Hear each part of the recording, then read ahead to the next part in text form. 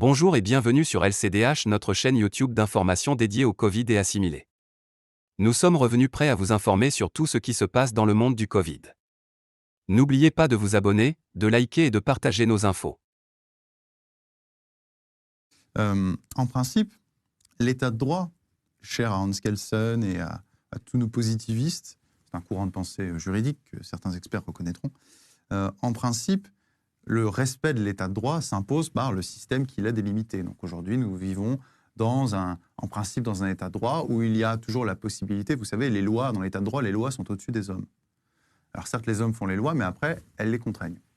Et les lois, c'est vu de manière générale, c'est les principes juridiques. Moi, je croyais, je ne suis pas seul, il y a quand même eu beaucoup de professeurs de droit, que les libertés fondamentales, l'atteinte aux libertés fondamentales, quand elle était constatée, devait toujours être proportionnée au regard de l'objectif à atteindre. Donc là, on est en train de réduire, de restreindre les libertés fondamentales d'une majorité de la population, de faire une discrimination odieuse sur une partie de la population selon l'état vaccinal, pour une population qui a un taux de mortalité inférieur à 0,2%, et encore ça varie en fonction des tranches d'âge, et qu'il est beaucoup moins, 0,2, il l'est beaucoup moins avec le variant Omicron, sachant qu'on a la possibilité de se faire vacciner. Et donc du coup, cette restriction de liberté serait justifiée par cette situation. En principe, je ne suis pas juge, je suis avocat. Mais juriste, comme vous l'avez rappelé, je fais du droit.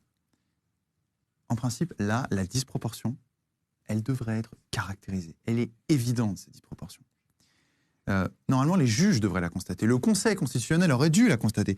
Le Conseil d'État qui s'est complètement fourvoyé avec son dernier avis où il a dit le contraire de ce qu'il avait dit avant. Le Conseil d'État avait dit, à l'occasion du pass sanitaire, le pass sanitaire est valide s'il y a toujours la possibilité de faire un test.